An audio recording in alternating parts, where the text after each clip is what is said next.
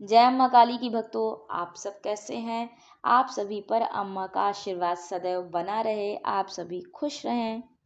आज जिस विषय पर हम चर्चा करने जा रहे हैं, जिस विषय पर बात करने जा रहे हैं, वो है माता की सवारी आने पर क्या सभी लोगों का सिर घूमता है गोलाई में। जैसे आपने देखा होगा कई चौकी पर, दरबार में देवी देवता प्रकट हो जाते हैं भक्तों के सिर पर आकर, तो उनका सर घूमने लगता है गोलाई में। तो क्या ऐसा सभी के साथ होता है भक्तों? इसी विषय पर हम चर्चा करने वाले हैं, इसी विषय पर हम बात करने वाले हैं। ये टॉपिक बहुत महत्वपूर्ण है। लगभग सभी लोग कभी ना कभी जागरण में या मंदिर में, रत जगह में या फिर भजन कीर्तन में गए होंगे, जाते होंगे। किसी देवी या देवता की चौकी पर गए होंगे। आप सभी ने देखा होगा भजन या कीर्तन बजने पर या अम्मा का जयकारा लगाने पर अम्मा की सवारी कुछ बच्चों पर आती है, चाहे वो बालक हो या बालिका। तो उस समय सिर अचानक गोलाई में घूमने लगता है।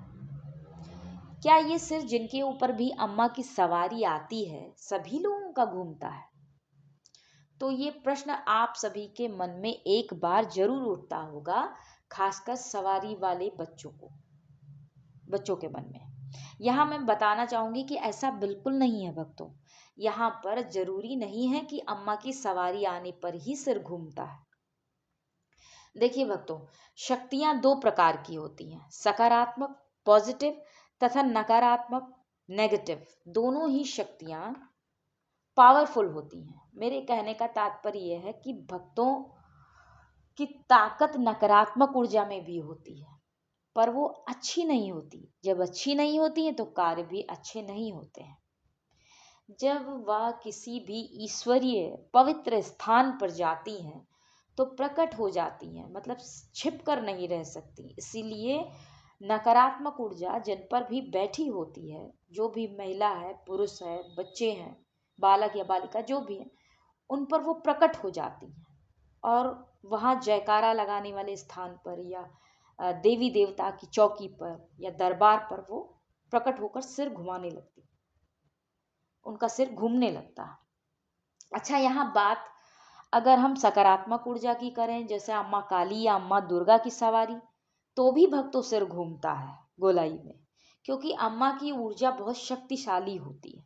सवारी आने पर जो सिर घूमता है उसका कारण बहुत डीप होता है कि वो क्यों घूमता है, मतलब उसके बारे में हम किसी और समय किसी और वीडियो पर चर्चा करेंगे। कभी फिर बताऊंगी आपको कि क्यों घूमता है वो सिर।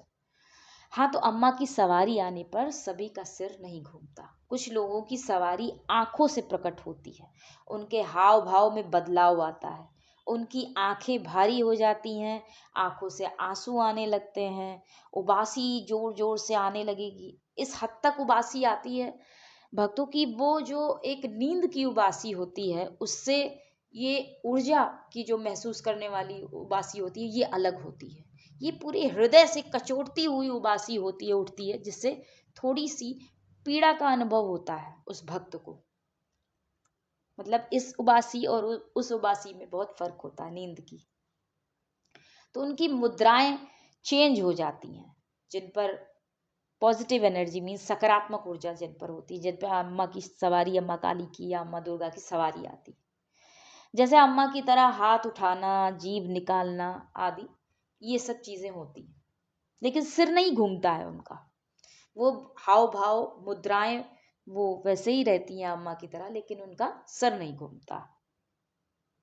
जीभ वगैरह निकाल के वो व्यक्त करती हैं कि मैं ये हूँ, या मैं ये देवी देवता की ऊर्जा हूँ, या मैं ये देवी हूँ, ये आपको बताएंगी वो जरूर, लेकिन सिर नहीं घूमेगा। तो ये जरूरी नहीं है कि अम्मा की सवारी उन पर नहीं आती जिनका सिर नहीं घूमता है।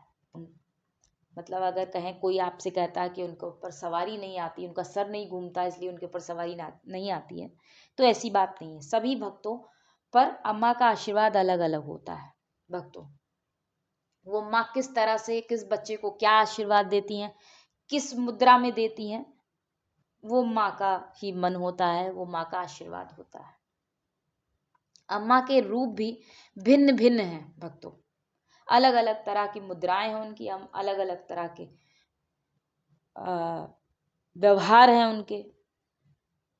अम्मा काली किस रूप में, किस मुद्रा में भक्तों से प्रसन्न हुई हैं, वो भी अम्मा के आशीर्वाद से वही मुद्रा अपनाते हैं। अम्मा के सभी प्यारे बच्चे हैं और किससे क्या कराना है ये अम्मा का ही आदेश होता है। किस तरह और किस रूप में दर्शन देना है भक्तों को ये अम्मा ही जाने। इसीलिए भक्तों अलग अलग माताओं के अलग अलग रूप हैं। जैसे माता काली के ही अम्मा काली के ही रूप अलग अलग हैं, तो वो किस भक्त को अपनी किस योगिनियों को भेजती हैं परीक्षा लेने के लिए, या ऐसा भक्त है वो जानती है कि हमारा भक्त किस प्रकार का है, कौन सा भक्त कैसा है, किस तरह उसका भाव है मेरे प्रति, तो वो उस प्रकार की योगिनियों को भी उसी के पास भेजती। ऐसा भी होता है भक्तों। तो बस आज के लिए बस इतना ही आपको ये जानकारी देनी थी। अगर वीडियो पसंद आए तो लाइक करिएगा, सब्सक्राइब करिएगा, कमेंट करिएगा, कुछ पूछना हो तो।